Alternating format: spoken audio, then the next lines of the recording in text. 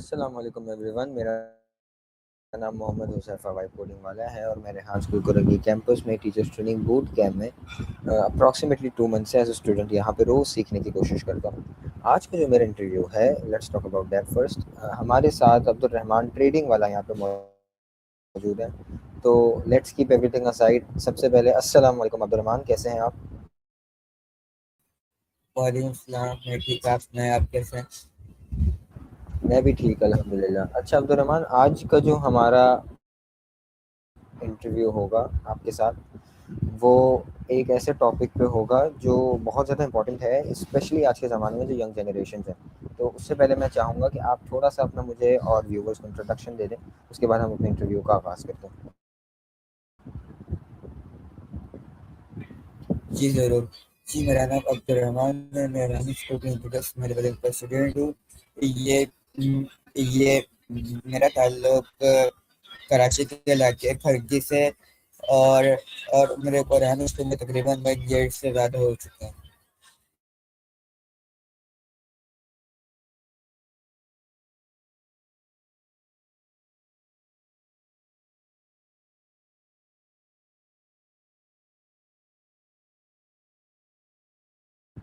ठीक है। अच्छा अब्दुल रहमान, आज का जो हमारा इंटरव्यू का टॉपिक है वो है focusing on motivation in the work place and education. जो मोटिवेशन है उसके ऊपर बात करेंगे। तो मेरा सबसे पहला सवाल, इंटरव्यू शुरू करते हैं। पहला सवाल मेरा आपसे होगा कि क्या मोटिवेशन सिर्फ सक्सेस के बाद मिलती है या सक्सेस से पहले भी होती है?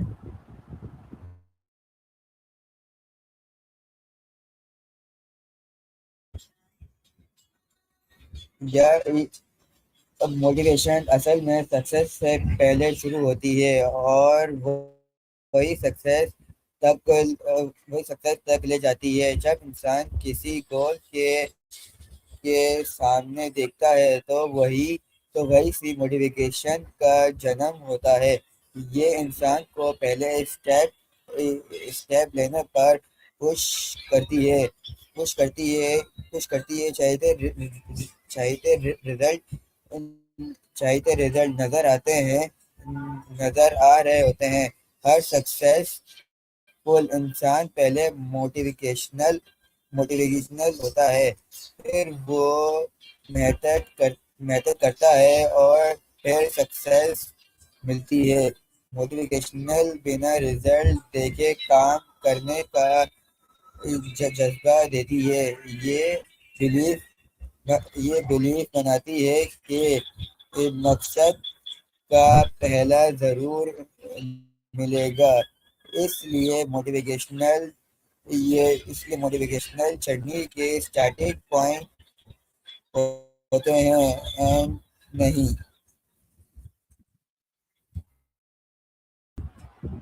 बहुत अच्छा जवाब दिया आपने अब्दुल रहमान। अच्छा, मेरा अगला जो क्वेश्चन है आपसे वो ये है कि क्या एक्सटर्नल फैक्टर्स जैसे पैसे या रिवॉर्ड्स मोटिवेशन को लॉन्ग टर्म तक मेंटेन कर सकते हैं? जैसे अगर ये चीज़ें मिली जाएं तो क्या मोटिवेशन में फ़र्क आ सकता है? इंसान की पर्सनल मोटिवेशन की बात कर रहा हूँ।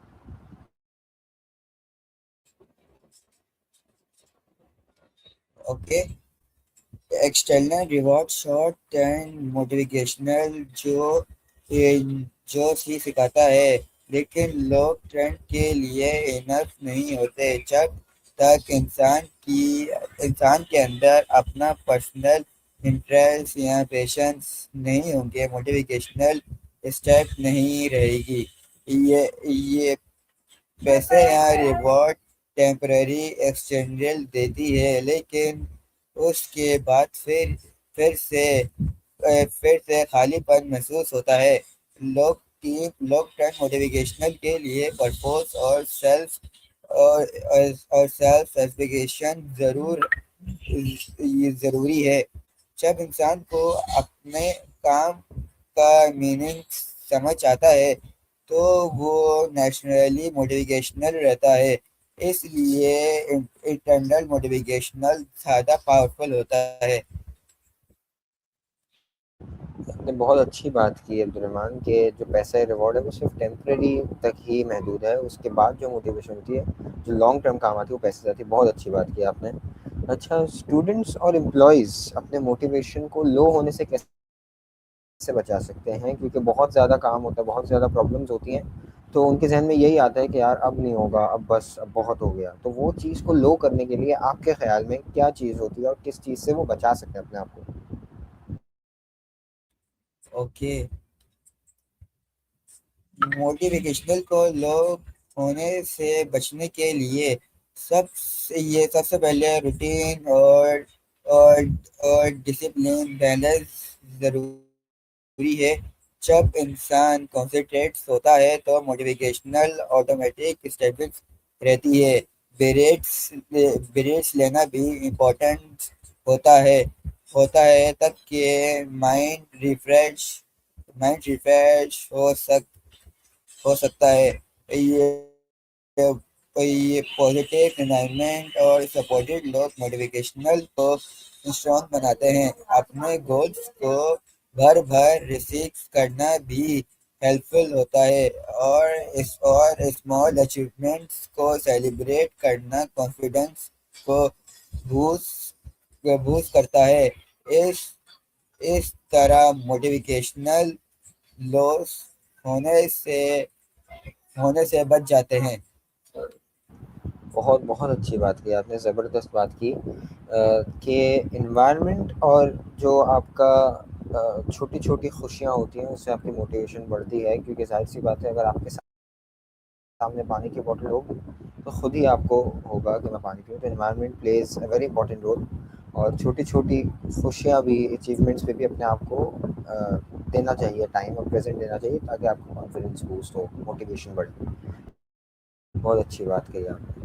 अच्छा, मेरा अगला सवाल आपसे अब्दुलरहमान ये होगा कि मोटिवेशन और मेंटल हेल्थ का क्या कनेक्शन है? दोनों अलग अलग चीज़ें तो नहीं है कहीं?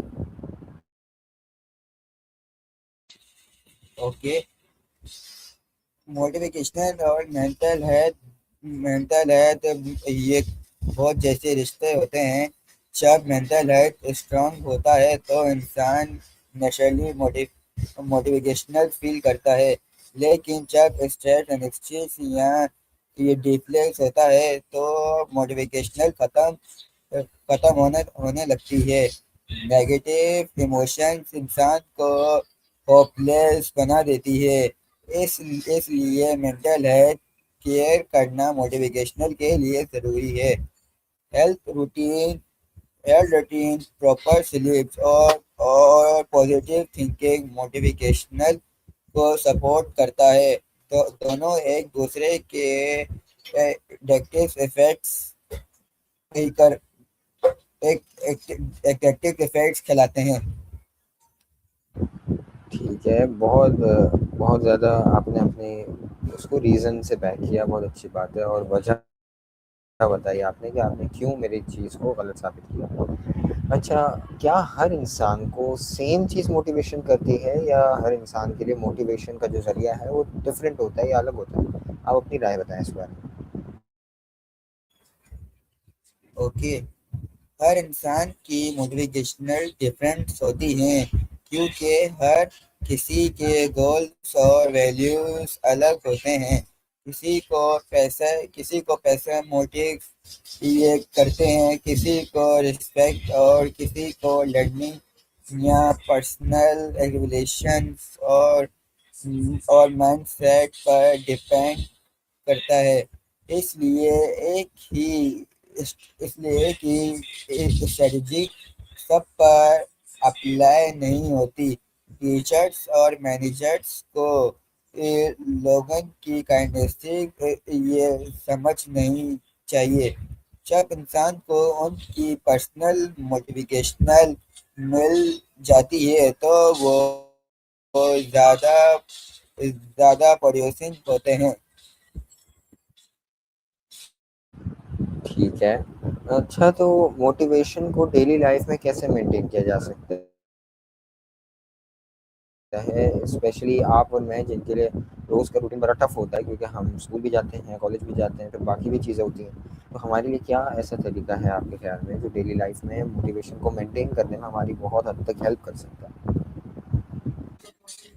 ओके, तो तो डेली मोटिवेशनल मेंटेन करने के लिए छोटी हैबिट्स बहुत इंपॉर्टेंट होती हैं। ये ये सुबह की रूटीन गोल्स लिस्ट और प्लानिंग इंसान को फोकस रखती है। सोशल मीडिया डिस्ट्रैक्शन को कंट्रोल करने भी जरूरी है। ये पॉजिटिव इफेक्ट्स और सेल्फ रिमाइंडर्स मोटिवेशनल को स्ट्रॉन्ग बनाते हैं। अपने प्रोसेस को ट्रैक करने भी हेल्पफुल होता है। जब इंसान अपने ग्रोथ देखता है तो वो नेचुरली मोटिवेट रहता है। ये conversation is is the key. बहुत बहुत अच्छा आपने समझाया और आखिर में जो आपने कंसिस्टेंसी इज़ द की का इस्तेमाल किया, वो बहुत अच्छी बात है, क्योंकि ज़ाहिर सी बात है हर चीज़ में कंसिस्टेंसी इज़ द की, और उसी से आगे जाके चलता है एक डिसिप्लिन और एक कंसिस्टेंसी, उससे मोटिवेशन भी मिलती है और आगे बढ़ने की जो है आपके अंदर सलाहियत भी बढ़ती है। अच्छा, अगला सवाल अब्दुर्रहमान आपको मेरे साथ ये होगा कि मोटिवेशन एजुकेशन सिस्टम को किस तरह इम्प्रूव कर सकती है, क्योंकि हमारा जो टॉपिक है वो एजुकेशन से भी रिलेटेड है, तो हम थोड़ा सा एजुकेशन के बारे में बात करते हैं। वो किस तरीके से इस सिस्टम को इम्प्रूव कर सकती है आपके ख्याल में, आजकल का जो सिस्टम चल रहा है उसकी बात कर रहा हूँ। ओके, तो ये मोटिवेशनल एजुकेशन सिस्टम को ज़्यादा इफेक्ट और स्टूडेंट फ्रेंडली बना सकती है। जब स्टूडेंट मोटिवेट होता है तो वो सिर्फ रात लगने की वजह कॉन्सेप्ट ये कॉन्सेप्ट समझने लगता है। इससे क्रिएटिविटी और कैजुअल थिंकिंग बढ़ती है। मोटिवेशनल स्टूडेंट्स क्लासरूम में एक्टिव रहती है। टीचर्स के साथ कम्युनिकेशन इम्प्रूव होती है। एजुकेशनल बोरिंग नहीं रहती, बल्कि इंटरेक्ट इंटरेस्ट हो जाता है। इस तरह overall overall learning quickly improve होती है। बहुत बहुत अच्छी बात कही और बिल्कुल सही बात की, और मुझे शुरू में नहीं लगता था कि मोटिवेशन शायद भी अच्छी थी, लेकिन आपकी बात को बिल्कुल गलत साबित किया। अच्छा अब्दुलरहमान, वर्क प्लेस में मोटिवेशन का लीडरशिप स्टाइल पर क्या असर होता है? एजुकेशन के बारे में बात कर ली आपने, बहुत अच्छा समझाया। वर्क प्लेस के बारे में बात कर लेते हैं, काम काज के, तो उसमें मोटिवेशन का लीडरशिप स्टाइल पर क्या असर होता है इंसान का?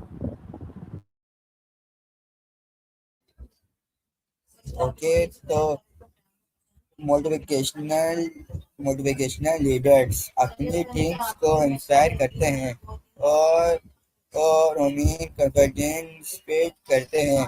जब लीडर पॉजिटिव होते हैं तो टीम्स भी एनर्जेटिक रहती है।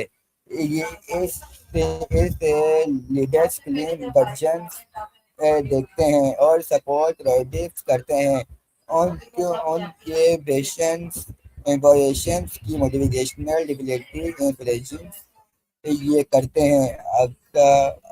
अगर अगर लीडर्स डिमोटिवेट हो तो टीम भी वीक हो जाती है। इसलिए लीडरशिप और मोटिवेशनल क्लोज कनेक्ट हैं। स्ट्रॉन्ग लीडरशिप ही स्ट्रॉन्ग मोटिवेट क्रिएट करती है। बात कही आपने, जो लीडरशिप है उसमें मोटिवेशन बहुत ज़्यादा इंपॉर्टेंट है। अगर लीडर ही डीमोटिवेट हो जाएगा तो बाकी जो उसको फॉलो करते हैं वो ऑटोमेटिकली होने लगेंगे। अच्छा, मेरा सेकंड लास्ट क्वेश्चन है, इसके बाद लास्ट क्वेश्चन करूंगा और फिर हम अपने इसको होंगे।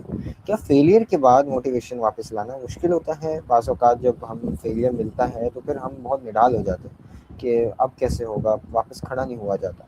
तो उसमें क्या आपकी राय है, क्या इसके बाद वापस लाना मोटिवेशन सच में मुश्किल होता है?